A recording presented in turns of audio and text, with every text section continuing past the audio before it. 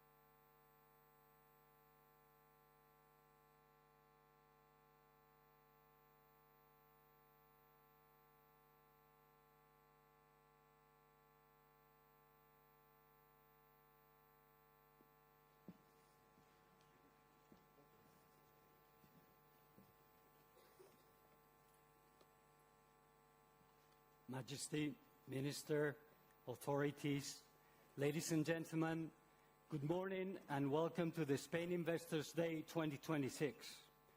This is the 16th edition of this event, which has become the annual kick-off for the political, economic and business agenda in our country. For 2 days, today and tomorrow, we will be hosting up to 75 representatives of Spain's main economic authorities, over 100 C-level executives from Spain's 42 largest companies, and over 200 national and international investors who will be holding close to 1,000 one-to-one business meetings. The Spain Investors Day unfolds in 3 different venues. This hotel, which is hosting us for the first time, and in which the institutional acts and discussion panels will take place. The BNP headquarters from Calle Serrano, where the one-to-one meetings between investors and companies are being held, and the Palacio de la Bolsa de Madrid, where tonight we will have our official dinner. The main objective of this event is to generate trust in Spain and its companies, to boost investment and growth in the local economy. Now, on behalf of Estudio de Comunicación, organizers and hosts of our strategic partners BNP Paribas and BNP Paribas Exane, our sponsors Deloitte, Endesa, Letter One, CECA Bank, BME and Prisa, our academic sponsor ESADE, and our collaborators Linklaters, ICEX, Invest in Spain, ICO, Cofides, Novartis, Johnson & Johnson, GSK and Invest in Madrid, we are pleased to announce the opening of the Spain Investors Day 2026. His Majesty King Felipe VI is the Spain Investors Day Honorary President, and today we have the privilege of having him chair this opening ceremony. Your Majesty, thank you very much.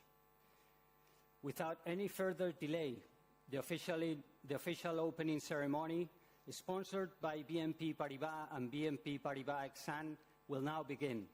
I give the floor to Cecilia Bonet, Chairwoman for BNP Paribas.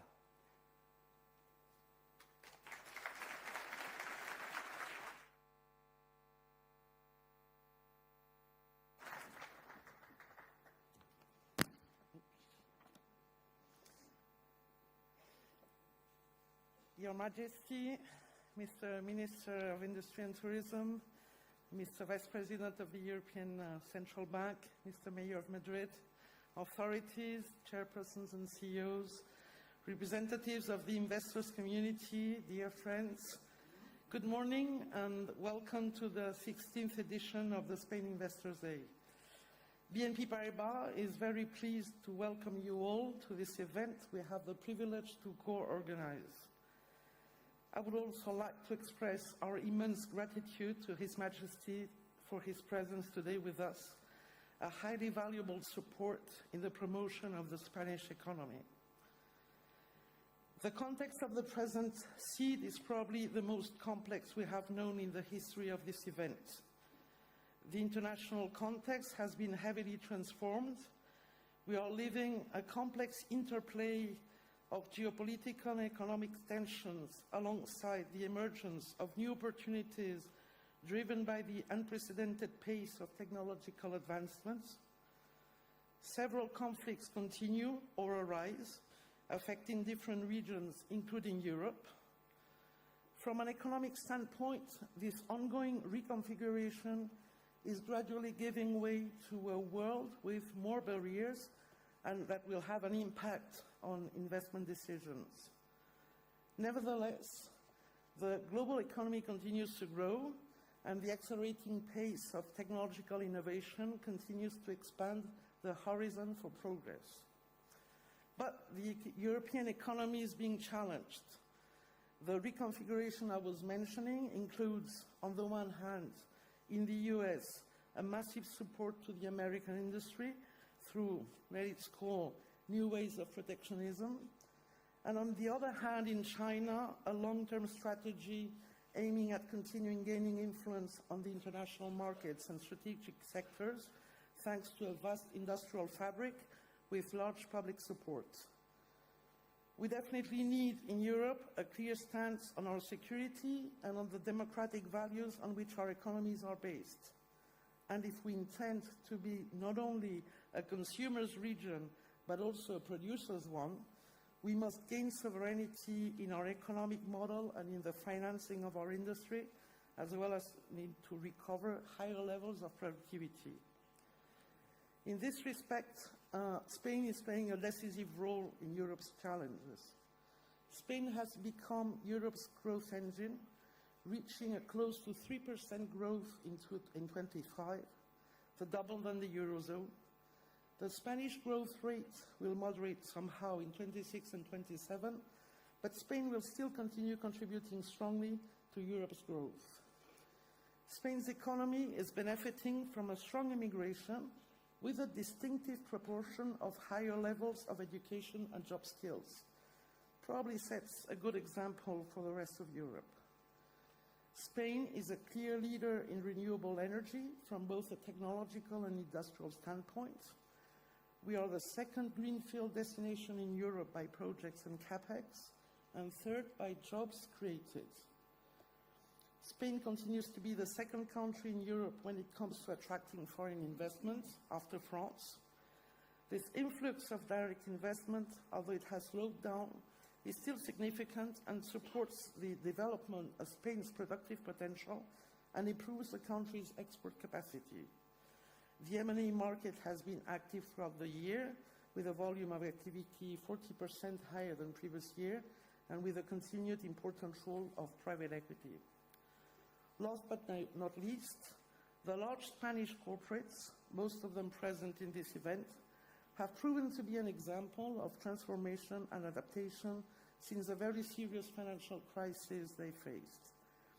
These groups are an illustration of brilliant streamlining of the business, diversification of markets, strong investment and innovation, and financial discipline. Spain counts on world leaders in as many sectors as renewable energy, telecom, infrastructure, health, or data centers. During the coming 2 days, you will have the opportunity to meet these companies, or maybe to attend some of the roundtables planned on several strategic subjects. I sincerely hope you will enjoy the positive exchanges of opinion on Spain. Again, thank you all for your presence.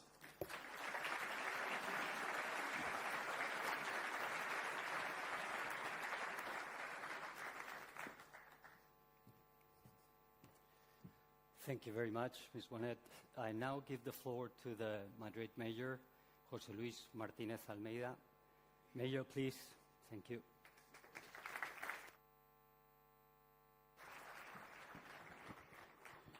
Majestad, Ministro de Industria y Turismo, Vicepresidente del Banco Central Europeo, Presidente de Spain Investors Day, Presidenta de BNP Paribas, Presidente de Estudio de Comunicación, Consejo Rector de Spain Investors Day, patrocinadores, señoras y señores. It's a great pleasure to welcome you to Madrid and Spain's Investors Day. Over the 16th edition, Spain Investors Day has become a trusted meeting point between Spain and the global investment community, offering a clear view of our economy. Spain is a great nation that will have a great future by following the principles of stability and credibility. That Her Majesty King Felipe VI, the essential pillar of our political system, has so extraordinarily represented over the past 10 years. The global environment is entering a new phase of uncertainty, shaped by geopolitical shifts and changing economic balances that affect markets. In this context, investors seek certainty, long-term vision, and reliable partners. Madrid wants to be part of the solution. Los datos de Madrid son incontestables desde el punto de vista económico, no solo desde el año 2019, cuando por primera vez fuimos la primera región en Producto Interior Bruto, sino porque en estos momentos el Producto Interior Bruto de la Ciudad de Madrid, si fuéramos un país, sería el 58º país en el mundo. Y por tanto, por eso nos hemos convertido en el segundo destino en inversión extranjera y en atracción de inversión extranjera en Europa, en el ámbito inmobiliario, en la tercera ciudad en Europa con mejor estrategia de atracción de inversión, aparte de ser una ciudad que es un vivero de emprendimiento y de talento. Todas estas fortalezas podrían denominarse milagro, que es como se habla habitualmente cuando a una economía le va especialmente bien. Pero aquí no hay un milagro, sino aquí hay el fruto de un trabajo esfuerzo, un duro esfuerzo continuado en el tiempo, que se basa fundamentalmente en dos notas que son más importantes que nunca en el mundo en el que vivimos hoy en día: confianza y credibilidad. Dos cuestiones que no se caracterizan con la ciudad de Madrid de manera temporal y pasajera, sino que permanecen en el tiempo a lo largo de las últimas décadas, porque están fundamentadas en una serie de políticas que son precisamente las que nos dan la credibilidad de poder pedir esa confianza a los inversores y de poder transmitirle a todos ellos que Madrid no va a cambiar y que, por tanto, Madrid va a seguir sobre los mismos ejes de actuación que nos han caracterizado a lo largo de los últimos años y que nos han permitido llegar a la situación privilegiada en la que nos encontramos en estos momentos. Y por eso, cuando hablamos de seguridad, un marco de seguridad jurídica, un marco normativo de simplificación, la capacidad de reducir los plazos administrativos, el marco fiscal competitivo o la capacidad de atraer inversión desde los mecanismos de colaboración público-privada, no hay mejor ejemplo en estos momentos que la ciudad de Madrid. No solo por lo que hemos hecho, sino por lo que estoy seguro de que seremos capaces de hacer a lo largo de los próximos años. Y, por tanto, Spain Investors Day es una extraordinaria oportunidad para nosotros, para poder dirigirnos a todos los inversores y para poder decirles que pueden seguir confiando en Madrid, porque Madrid va a seguir actuando sobre los mismos pilares, sobre los mismos principios y sobre las mismas políticas que nos han permitido llegar hasta la situación en la que nos encontramos hoy en día. Y que, por tanto, tenemos muy claro cuál es el rumbo definido, qué es lo que tenemos que hacer, cómo tenemos que seguir trabajando y qué es lo que tenemos que ofrecer. Porque en un mundo en el que precisamente la certidumbre no es la nota habitual, Madrid es ese foco en el que uno puede confiar y en el que uno puede saber que las reglas no se cambian a mitad de partido, que las reglas no se cambian a mitad de juego y que las reglas además siempre van a ir orientadas en la misma dirección. Y, por tanto, en ese sentido yo aprovecho para pedir esa confianza en la ciudad de Madrid, una confianza que no pido como consecuencia simplemente de la mera voluntad o del mero deseo, sino que está acreditado por ese mantenimiento en el tiempo de esas políticas que nos han permitido ser en estos momentos, sin lugar a dudas, uno de esos lugares en el mundo en los que hay que estar. Y, por tanto, permítanme finalizar diciendo que en this constant Madrid approach the future with responsibility and ambition, as a global city firmly committed to Europe, open the world and fill the world that economic growth can only be achieved through freedom, investment and attraction of talent. I trust that the conversations started during these days will continue to grow and bear fruits in the months and years to come. Thank you very much.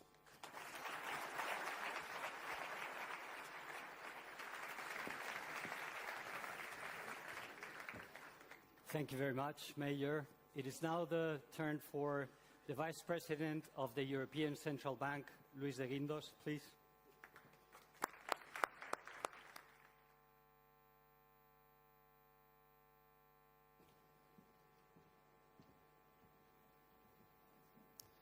Majestad, excelentísimo señor ministro, excelentísimo señor alcalde, señoras y señores, buenos días a todos. Muchísimas gracias por la invitación. I will continue in English. Good morning to everyone. The global economy is facing a period of profound transformation and heightened uncertainty. The past year has brought major shifts in the international economic environment, driven by significant changes in U.S. policy and the erosion of the multilateral, rules-based system which has long supported global trade and international relations. The introduction of substantial tariffs has disrupted trade flows, weakened confidence, and created ripple effects across economies. Geopolitical risks remain elevated. The shift to a new paradigm reflects profound global uncertainties that are likely to persist. These developments have had tangible implications for economic activity and financial stability in the euro area. Let me elaborate briefly on the economic situation in the euro area. Inflation remains in a good place, having hovered within a narrow range around 2%. Energy prices were lower than a year ago, while core inflation also fell slightly. Strong wage growth continues to push up underlying inflation. However, more forward-looking indicators point to wage growth easing in the coming quarters, before stabilizing towards the end of 2026. Our most recent assessment reconfirms that inflation should stabilize at the 2% target in the medium term. Despite the challenging environment, economic activity has been resilient. It grew by 0.3% in the third quarter of 2025, mainly reflecting a stronger consumption and investment. Growth was largely driven by the services sector, while activity in industry and construction remained flat. The economy also continues to benefit from a robust labour market, with unemployment close to its historical low. Compared with earlier projections, economic growth has been revised up to stand close to 1.5% over the next 3 years. Given the challenging environment for global trade, domestic demand is seen as the main engine of growth in the coming quarters. Business investment and substantial government spending on infrastructure and defence should increasingly underpin the economy. Consumption is also expected to rise, but the household saving rate is only gradually coming down from still elevated levels. The main reasons for high savings by euro area households include the fear of higher taxes in the future, what economists call the Ricardian motives, and concerns about their future income. precautionary motives. Regarding saving motives are linked to consumers' expectations about future developments in taxes and welfare spending. Saving scores are thus higher in euro area countries with weaker fiscal positions. As an open economy deeply integrated into global supply chains and international financial markets, the euro area is exposed to external shocks and vulnerabilities stemming from geopolitical and trade developments. China has become increasingly more competitive in key export sectors of euro area countries, with its share of global exports rising steadily, particularly in advanced manufacturing and green technology sectors. But high uncertainty in the global environment does not appear to be reflected in current market pricing. In fact, negative surprises, such as re-escalation of trade or other geopolitical tensions, setbacks in artificial intelligence advances, or intensifying doubts regarding US fiscal or monetary policy credibility, could trigger abrupt shifts in sentiment, with spillovers across asset classes and different geographies. Geopolitical threats raise downside risks to growth. Countries more reliant on trade or burdened with higher levels of public debt are at greater risk of amplification effects and resulting downside pressures. On the financial side, the heightened uncertainty could result in higher risk premia, tighter lending conditions, and weaker loan growth. While financial markets appear to price in very benign outcomes and downplay tail risks, safe haven flows into gold have driven up prices to record highs, signaling elevated geopolitical risk and policy uncertainty. The materialization of geopolitical risks could form a common trigger for three of the main sources of risk and vulnerability for euro area financial stability today. First, stretched valuations in increasingly concentrated asset markets raise the risk of sharp correlated asset price adjustments. Sudden market drawdowns could pose challenges to euro area non-banks, especially given their liquidity and leverage vulnerabilities, increasing the risk of fire sales. And opaque private equity and private markets could easily cause or amplify market downturns. Second, growing interlinkages between banks and the non-bank financial sector could expose funding vulnerabilities in stressed market conditions. And finally, fiscal challenges in some advanced economies could test investors' confidence, possibly triggering stress in sovereign bond markets. Market concerns about our US fiscal credibility have risen on the back of persistently high fiscal deficits and have contributed to a steepening of yield curves. And simultaneously, fiscal fundamentals in some euro area countries have also been persistently weak. That said, financial markets have so far smoothly accommodated high levels of issuance, but the structural challenges could further limit the fiscal space. Planned defense spending to meet the new NATO target, aging populations, and climate change represent major challenges. To mitigate the current risks to the sustainability of sovereign debt, excessive fiscal deficits and public debt in the euro area need to be reduced in line with the new economic governance framework. Let me conclude. In this uncertain macro-financial environment, preserving the resilience of banks and the broader financial system remains crucial. Banks should maintain sound solvency and liquidity positions to enable them to absorb potential shocks ahead. At the same time, we are making significant efforts to reduce undue complexities, simplifying EU banking rules and the reporting and supervisory framework for lenders. In view of the growing importance of the non-bank sector, it is vital to monitor it more closely and strengthen its regulation from a macro-prudential perspective. We are facing a big change in the world order, with mounting geopolitical challenges. The only viable path forward is to sustain our European values and promote a stronger cooperation and deeper integration within Europe. To strengthen Europe's growth prospects and reduce its vulnerability to future shocks, we need more Europe, not less. The world has changed, and Europe has to adapt to this new paradigm. Greater cooperation and integration are not optional. They are the only way forward for Europe. Thank you very much.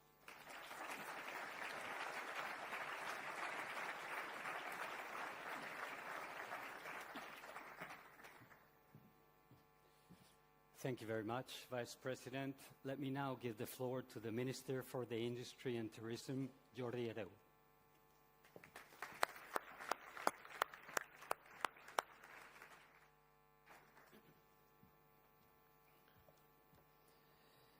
Majestad, muchas gracias por su presencia hoy aquí y por su constante apoyo a la promoción de la economía española. Querido alcalde de Madrid, es siempre un placer poder desarrollar actos en esta ciudad. Vicepresidente del Banco Central Europeo, Luis de Guindos. Presidenta de BNP Paribas España, Cecilia Bonet. Y quiero agradecer también el impulso al presidente del Spain Investors Day, Benito Berceruelo, así como a la secretaria de Estado de Comercio. Authorities, ladies and gentlemen, welcome to Spain. I would like to start by expressing my gratitude to Spain Investors Day and all those who have made this event possible for giving me the honor of having these initial words. I am delighted to take in part in Spain Investors Day inauguration, an event I would describe as one of the most significant since 2010 in terms of bringing together investors, leading Spanish and international companies, and key public sectors actors. This is a forum that year after year allows us to conduct a joint professional analysis between the public and private sectors of our country's economic situation and the outlook for the coming year. A forum, likewise, where both public authorities and major economic actors could share and listen to ideas about the great challenges and opportunities that we face together. How did perform the Spanish economy last year? We can say with complete confidence that the Spanish economy is at the forefront of growth, both within the European Union and among the world's developed countries. In fact, since the very first Spain Investors Day 16 years ago, the country's economic data has never been as strong, as compelling as it is today. Let the numbers speak for themselves. According to the Spanish National Bank, our GDP has grown by 2.9% last year, significantly outpacing the Eurozone average. Furthermore, 2025 marked the fifth consecutive year of solid growth following the pandemic. The fifth year is a row surpassing the European average, and the fifth consecutive year setting records in terms of Spain's overall economic output. Likewise, while other countries still struggle to keep inflation at check, we control inflation while achieving economic growth. Thus, since the outbreak of the war in Ukraine in 2022, when inflation soared in Europe and in many other countries such as the United States, we have managed to reduce inflation to less than half during this period, without halting growth. The Spanish risk premium, la prima de riesgo, is now around 40 basis points. In 2010, it was 10 times higher than it is today. Speaking of markets, the IBEX 35, Spain's main stock index, closed a record year, finishing 2025 with an appreciation of more than 49%. In other words, the Spanish stock market led growth among all developed countries' stock exchange last year, alongside South Korea's. In the labor market, we also closed a historic year with 21.9 million workers. Never in Spanish history have so many people worked like today. And these are some of the many indicators that I could mention to characterize this amazing growth. Moreover, I would like to point out two things regarding the context of this performance.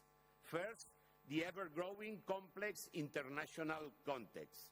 Since the pandemic in 2020, the circumstances surrounding the growth of the Spanish economy have grown increasingly complex each year.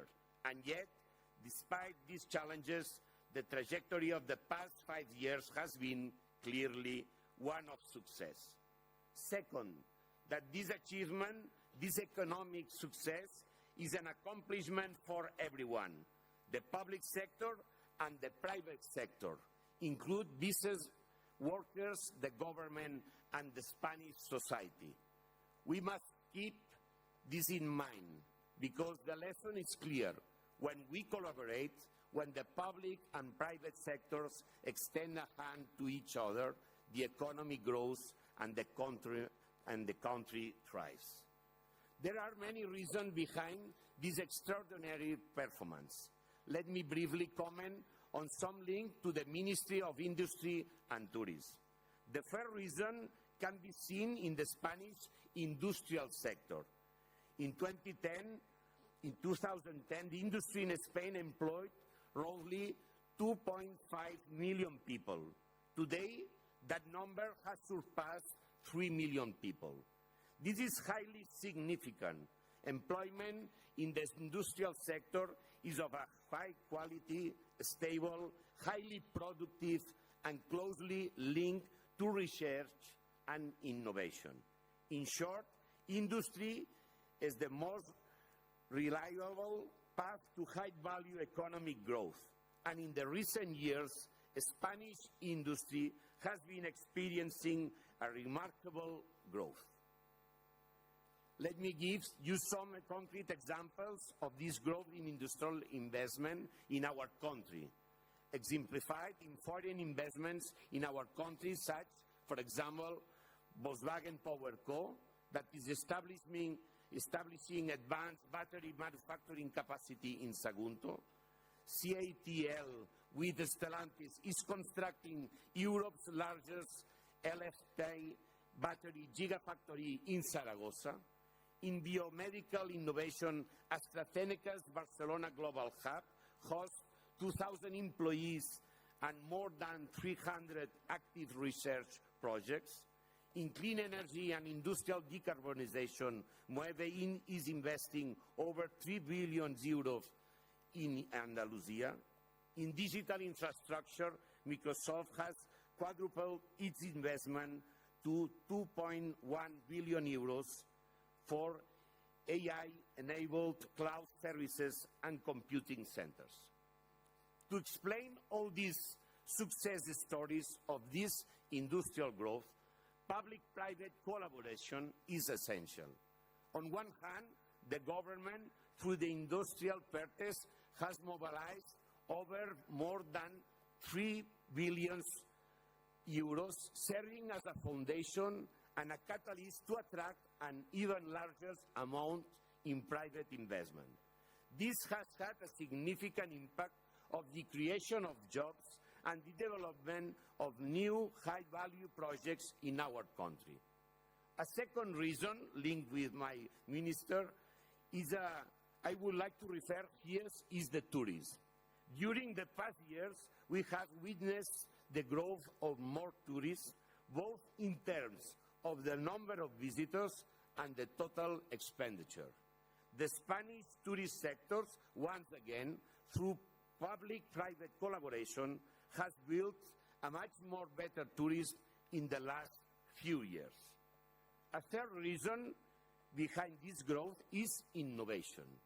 This 85% of Spanish enterprise plan to increase research and development investment in 2026, the highest projection in Europe and above the global average.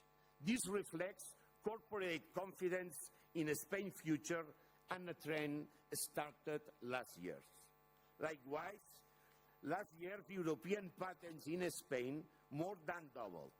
Spain has become a hub where knowledge is not just created, but rigorously protected. To conclude, this outstanding performance does not come from government alone. It does not come from business alone. It comes from partnership. It happens when government creates a framework and companies have the confidence to invest and take risks. Our job of the Ministry of Industry and Tourism is pretty straightforward, creating an ecosystem that maximizes the growth of the Spanish economy from both the industry and tourism sectors. And that is a shared mission. Government creates conditions, business executes. The people here understand this. They are not waiting for the future. They are building it. And they are building it here in Spain. And we, as a government, are here to help them to do it. Welcome to Spain, and thank you very much to trust in Spain and for your investments in our countries. Thank you very much.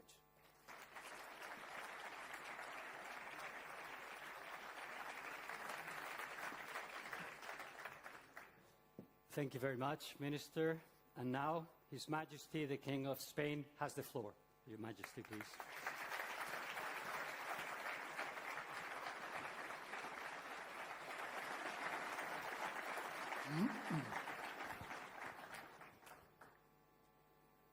Muy buenos días. Good morning, everyone. Ministro de Industria, Turismo y Turismo, Alcalde de Madrid, Vicepresidente del Banco Central Europeo, Presidente Ejecutivo y miembros del Spain Investors Day, Presidenta del BNP Paribas en España, autoridades, señoras y señores, Secretario de Estado, Presidente de la Cámara de Comercio, en fin, unas cuantas autoridades y sobre todo muchos CEOs de compañías que participan en esta nueva edición de SID. Good morning to all of you. It's again a great pleasure to be here in this 16th edition of SID, the opening session. And I would like to welcome all of you, of course making special emphasis on those who've traveled from abroad and are enjoying our city, nation's capital, and our country. I hope your time here is both rewarding and enjoyable.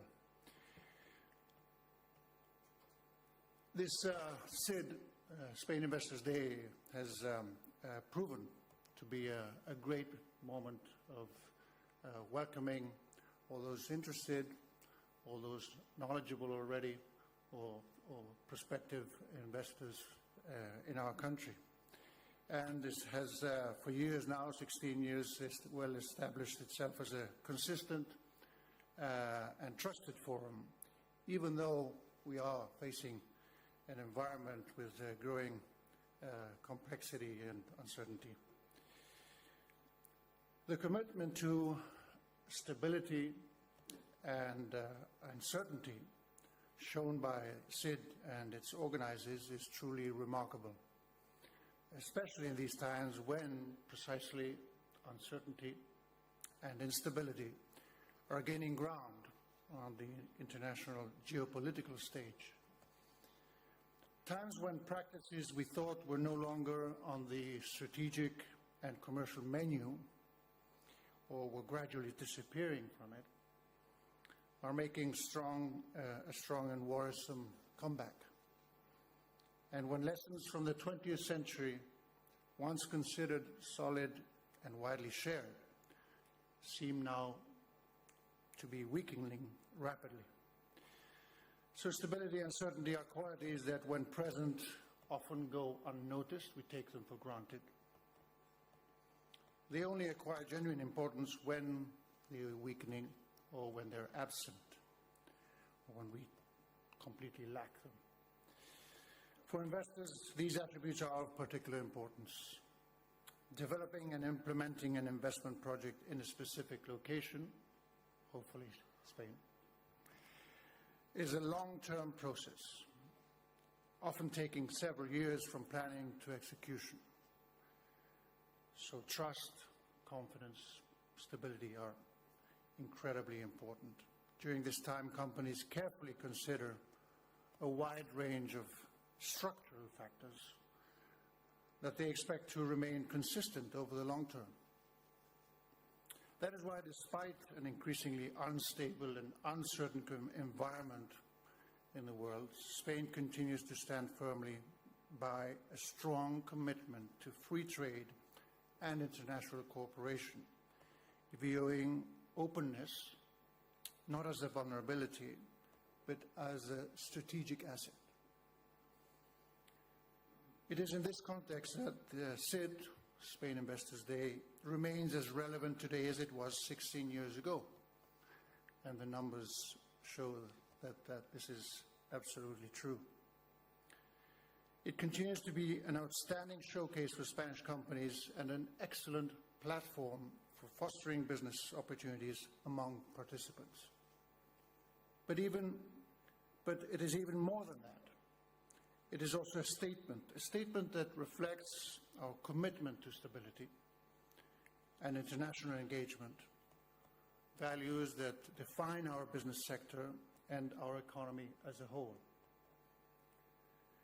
Especially in this challenging international context, I would like to reaffirm here that Spain remains one of the most open countries in the world to international trade and cross-border investment. Our country is firmly anchored in the European Union. We have done well among our partners in Europe. We have benefited hugely from our partnership. We are fully committed to the single market, to legal certainty and a stable framework that the EU provides, and we hope that stays in the future. Our European convictions go hand in hand with our vision of, our positive vision of multilateralism and cooperation as guiding principles of our international relations. This approach is also visible in Spain, in Spain's close and enduring bonds with Latin America, and I'm sure many of you share interests and are heavily engaged both in Europe and Latin America. And we welcome the presence of some ambassadors as well from the region. A region with which we share profound historical, social, economic, political, and cultural ties. Furthermore, we have consolidated our position as the world's second largest tourism destination, as the Minister pointed out. The figures are quite impressive, closing on 100 million tourists visiting us from across the globe. And not only growing in numbers, but also when we see the sector building on quality and gaining confidence from the travelers and consumers. Spain's economic performance also reflects this global openness and international appeal. From a business perspective, we also rank among the leading recipients of foreign direct investment worldwide, after France. In addition, our country is achieving record level of exports, the highest ever in our history. True that our country has benefited often during crises of our open market and our focus on our internationalization. Never before have we had as many exporting companies as we do today. I remember years back, a couple of decades, where one of the main efforts in both government and the private sector was to encourage companies to engage into foreign direct investment or to look for partnerships abroad. Today that is a common reality. We have to only increase that effort of promotion. We have to bring more people, more companies, more SMEs into that activity. The strength of our exports of goods and services reflects the international competitiveness of Spanish companies. And this sometimes surprises those who don't know as much our structural realities of Spanish companies. Many of them are leaders in their respective markets and sectors, and of course several will be present in this event. This is particularly encouraging. International companies are better prepared to navigate new challenges. This is a general assessment. Of course, all of you should and are worried with certain developments in the world. But to navigate again, as I said, these challenges, it is better to be more outward focused and having strong roots as well. They are more resilient across economic cycles thanks to the geographical diversification of their markets. They also create more qualified and stable employment and display a stronger capacity for innovation, something, as we know, is accelerating continuously. Or we hope, and I think we often mention this not only from a business perspective, but also from an approach looking at the benefit for society as a whole, is we hope this innovation, speed and acceleration looks at the human values as well and is pondered by the benefits for human relations in the long term. Moreover, companies with a strong international profile generate important positive spillover effects, of course, transferring practical skills and technical knowledge through the international mobility of workers. That's another benefit of openness and flexibility and the interaction among different actors in the value chain. In short, Spain has long embraced openness to the world, not only as a driver of our economy, but also as a source of prosperity and well-being for its citizens while contributing positively, and I want to emphasize this, to the global growth. I think we all should be looking at that as well, looking at our own growth, each company, our country's growth, and global growth. I don't believe in zero-sum games in this aspect, and we've learned that the hard way for so long. Therefore, we proclaim, not surprisingly, that international investors and foreign companies are more than welcome here in our country. Their contribution has been decisive for decades. During difficult, challenging times, if we look at our history in the 20th century, those who put their money and betted on our stability, on our prosperity, have been well off. And some of you have been very loyal to our partnership for decades, even in dire times. So not only we thank you, we just would like you to offer yourself as showcases for others. And that's the best example we can promote. Those who know what has happened, who know what the real aspects of our, not only our economy, but the way our people perform and the confidence they can build is something that we like to present as a great asset for the world.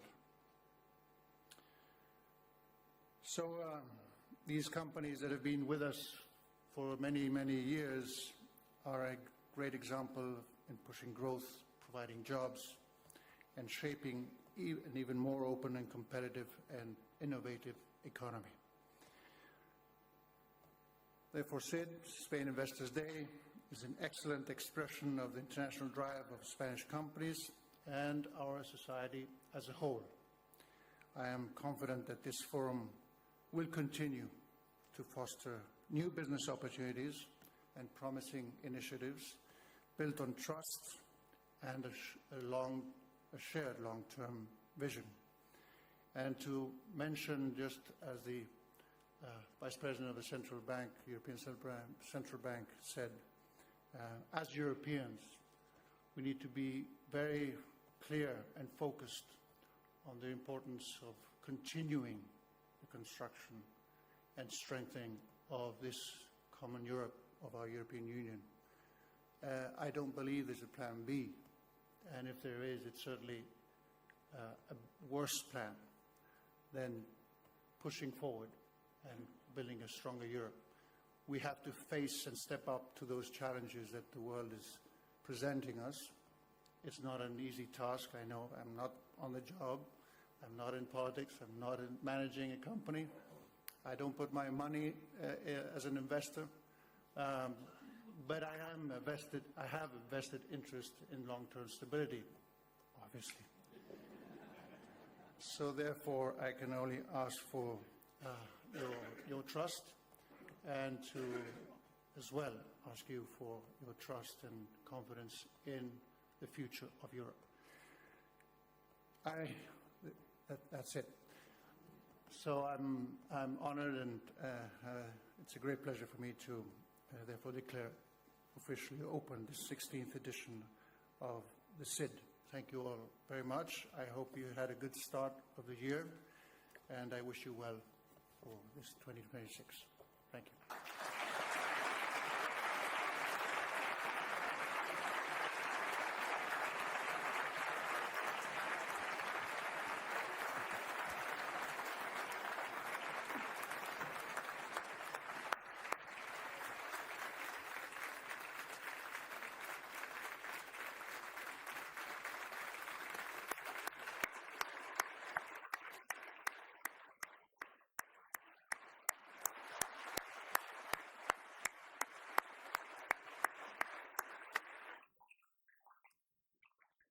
Thank you very much, Your Majesty. Thank you all for attending the opening ceremony of the Investors Day. We're now going to have a coffee break, and we'll have the first panel of the day at 2:30. Thank you.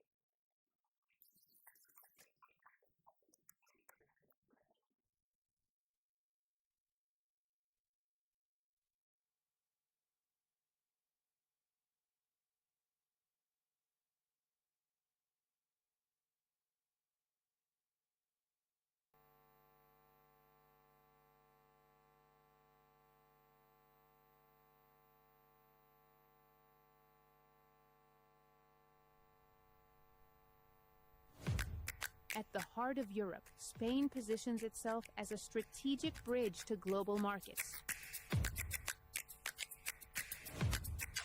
A solid and diversified economy with leading sectors in renewable energy, infrastructure, technology, industry, and agri-food.